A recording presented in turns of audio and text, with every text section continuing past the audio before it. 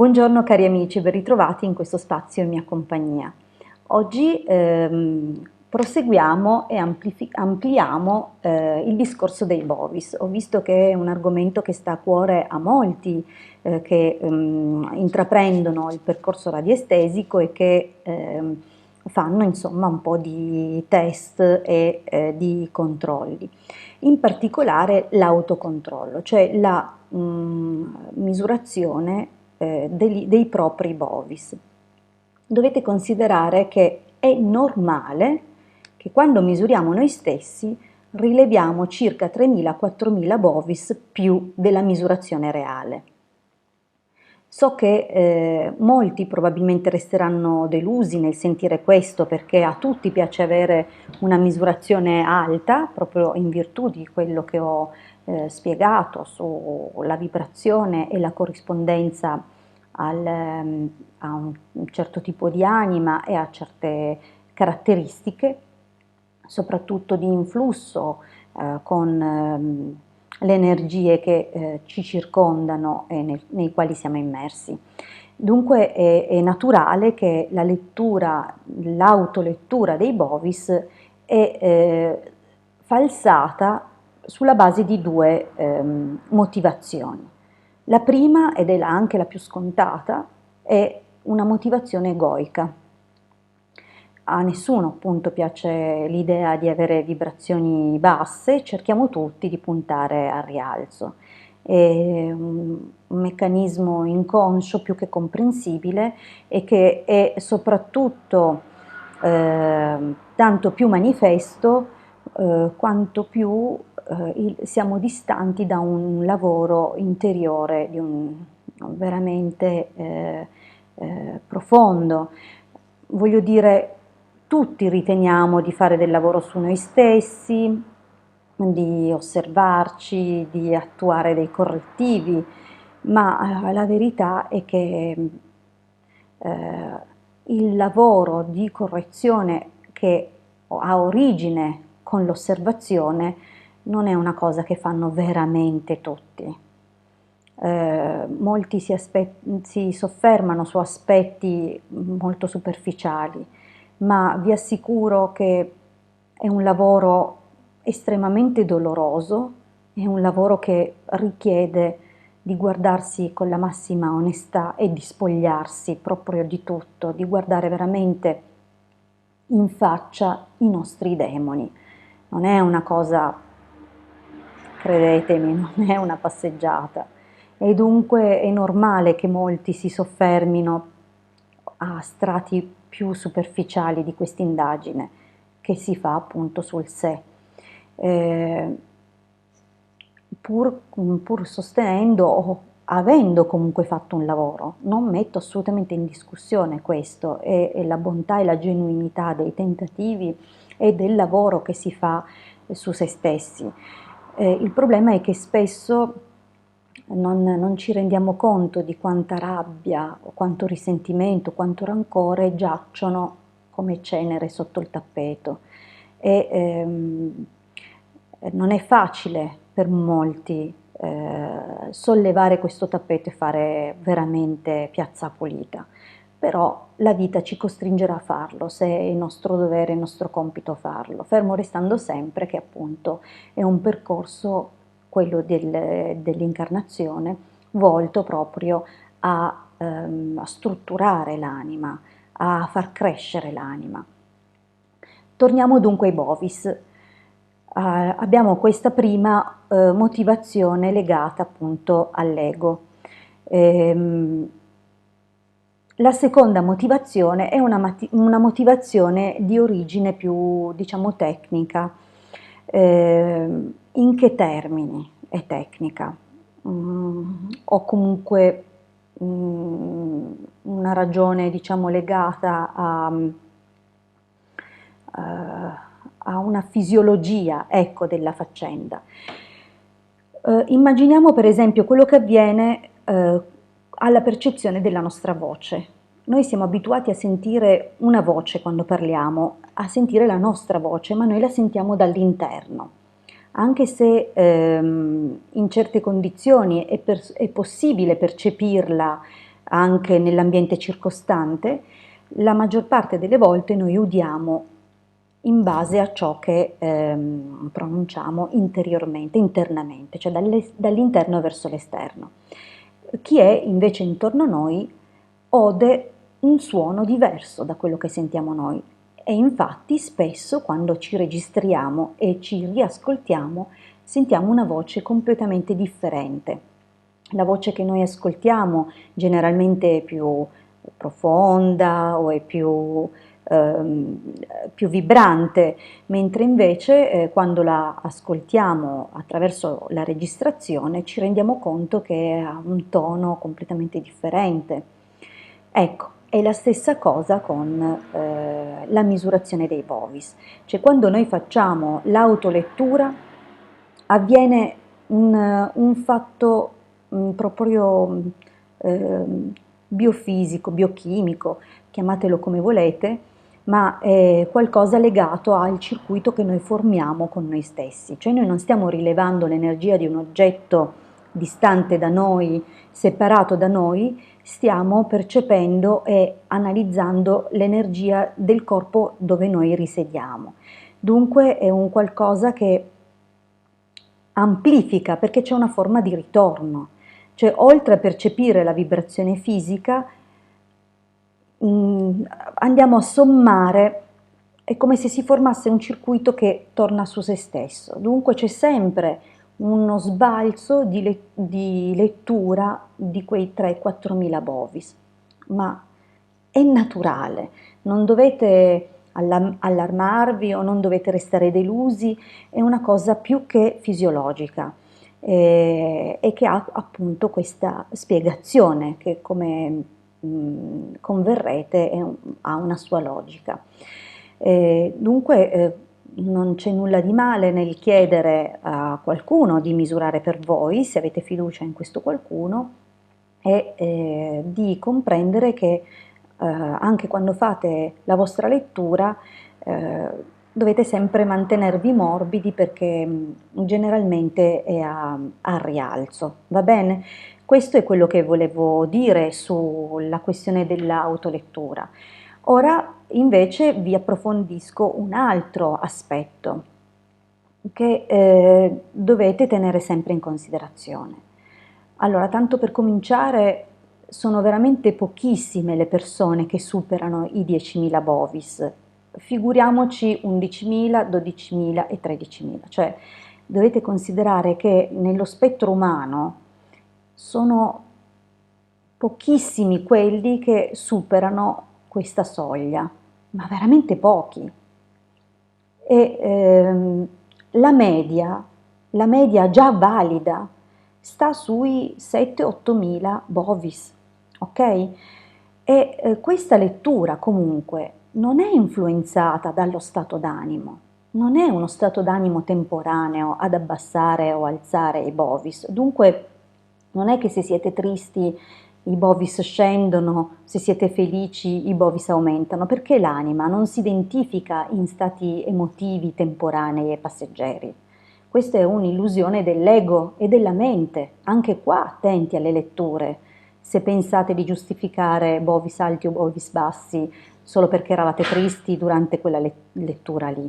Non è così che funziona.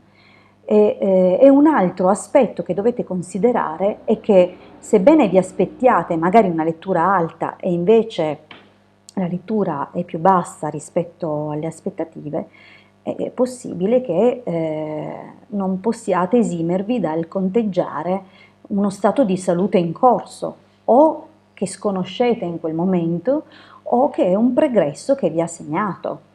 Vale a dire che se avete subito un recente intervento, se avete veramente uno stato biochimico e fisico alterato, sebbene la vostra caratura animica sia più alta, di base, il corpo fisico in quel momento non regge, non si sta adeguando alla vibrazione dell'anima. Ma come mai? È impossibile che le due cose vadano slegate. È più probabile che ci sia qualche ferita nell'anima e che si manifesta a livello fisico. Attenti dunque, e cercate di osservare qual è la ferita che avete dentro e che non riuscite a rimarginare, qual è la rabbia e il rancore che non riuscite a rilasciare e a guarire e a cosa vi state aggrappando. Ricordatevi che è sempre l'ego che si aggrappa a queste cose perché ha una necessità di autoreferenziarsi, cioè nel momento in cui può macinare pensieri o emozioni e ripassare sempre sugli stessi, lui trae forza, si sente sempre più rassicurato dalla ciclicità e dalla ripetizione. Dunque attenti, sono meccanismi molto comuni e che a meno di non decidere veramente di cambiare a livello profondo, quasi tutti ci impediamo di vederli, ce li nascondiamo, ce li occultiamo, perché appunto torno a dire che quel lavoro di osservazione e correzione è un lavoro veramente molto, molto doloroso ed è un lavoro che può tirare fuori cose che non ci piace pensare di noi, ci piace pensarlo degli altri, ma se lo pensiamo degli altri è perché ce l'abbiamo dentro. Ora voglio dire un'ultima cosa. È vero che le vibrazioni alte sono una benedizione, ma sono anche un lavoro che quell'anima ha ottenuto sudando ogni minima cosa e non abbassando mai la guardia, cercando sempre di rivolgere lo sguardo verso l'alto, cercando sempre di porre l'attenzione verso un bene più alto. È un qualcosa dove ci si protende veramente all'infinito, all'infinito inteso come ai regni superiori, ai regni spirituali superiori, dove si mette la vita al servizio di questa causa. E nonostante ciò, le defiance sono dietro l'angolo. Ogni istante, ogni momento possiamo cadere. È più facile scendere di Bovis che salire. Non è così semplice. Dunque è un lavoro che va sudato perché è un lavoro dell'anima. Il risultato dei Bovis è un lavoro dell'anima. È l'anima che si deve assestare su nuove vibrazioni. E in questo senso vi voglio dare un avviso perché sono molti quelli tentati a farsi alzare i bovis in modo magari meccanico, usando qualche circuito o utilizzando qualche dispositivo. Attenti, perché il corpo fisico è una manifestazione delle vibrazioni spirituali della nostra anima, ok? Così come noi facciamo crescere l'anima, così il corpo è agganciato all'anima. Quando noi nasciamo già, come dire, in una situazione genetica che corrisponde allo sviluppo della nostra anima. Dunque dobbiamo considerare che il corpo fisico e il corpo spirituale sono lì che viaggiano di pari passo e sono inchiodati in 3 centri, cioè il corpo fisico e il corpo animico sono fermi come da chiodi eterici, invisibili, che sono qui, qui e il centro del plesso al punto dell'ara. Ecco, questi sono i 3 punti in cui l'anima è inchiodata a questo corpo ed è per questo che non è possibile che nessuno vi rubi l'anima. Non può farlo, potete cederla ma nessuno può rubarvela. Dunque nel momento in cui il corpo muore avviene la separazione, questi 3 chiodi non hanno più ragione di essere. Ma perché sono arrivata a dirvi questo? Perché nel momento in cui l'anima trova il corpo ideale, è crescendo spiritualmente che modelliamo il corpo, non viceversa. Questo non è una strada a doppia mandata, perché il corpo è una manifestazione di piani superiori. Dunque è solo dai piani superiori che possiamo modificare le manifestazioni corporee ed è lì che avviene sempre prima tutto, non il contrario. Cioè se noi usiamo un dispositivo rischiamo di sottoporre al nostro organismo uno stress o un impulso che non è in grado di sostenere, perché l'anima non è predisposta a quel genere di vibrazioni, non le appartengono, così come non appartengono a quel corpo fisico. Il corpo fisico può manifestare grosse problematiche alla lunga, utilizzando appunto stratagemmi, se non si è cresciuti dentro. Quello che vi voglio dire è che non è impossibile crescere, ma è faticosissimo. E usando tutto quello che non è un percorso interiore, ci bruciamo l'eterico. Sono cavoli amari. Vi racconto velocemente una cosa, affinché riflettiate sul fatto di quanto sia importante un percorso ma sudato, perché non ci viene regalato nulla. Allora, esistono dei circuiti radionici e delle apparecchiature radioniche che permettono di innalzare le vibrazioni. In genere vengono utilizzati per ambienti che sono sottoposti a nodi, nodi terrestri o altre patologie geomagnetiche, e dunque si prefiggono di correggere le vibrazioni dell'ambiente, non delle persone, ma dell'ambiente, e di conseguenza contribuiscono al benessere delle persone. Ora immaginiamo, e questa è storia vera, un circuito che è in grado di emettere 1 milione di bovis. Ecco, una persona ha posto sotto il suo letto, sotto il suo materasso, un circuito di questo genere. Gli è stato detto che non era corretto farlo, perché il corpo fisico non era in grado di sostenere quelle vibrazioni e di conseguenza si sarebbe bruciato l'eterico. Attenzione, questo vale per tanti dispositivi, compreso le genese. Se la genesa che voi possedete ha una vibrazione più alta della vostra, non è necessariamente positivo averla accanto, perché se voi non fate un lavoro dentro parallelamente a questo strumento, tanto per nominarne uno, ma ce ne sono tantissimi, però so che questo va per la maggiore. Attenzione, non voglio dire che sia sbagliato, anzi è come un circuito radionico in 3D, ok? È positivo, ma con certi accorgimenti, perché appunto se avete una vibrazione inferiore vi bruciate l'eterico. È certo che poi con voi non funziona o tutto va a rotoli, usate le cose con il giusto discernimento. Non vi dico non usatele, ma usatele con il giusto discernimento. Siate sempre consapevoli di quello che fate.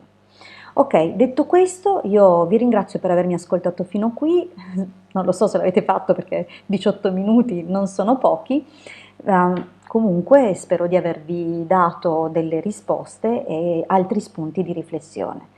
Vi ringrazio ancora e vi rimando al prossimo appuntamento. Un grandissimo abbraccio dalla vostra Hildegarda. A presto.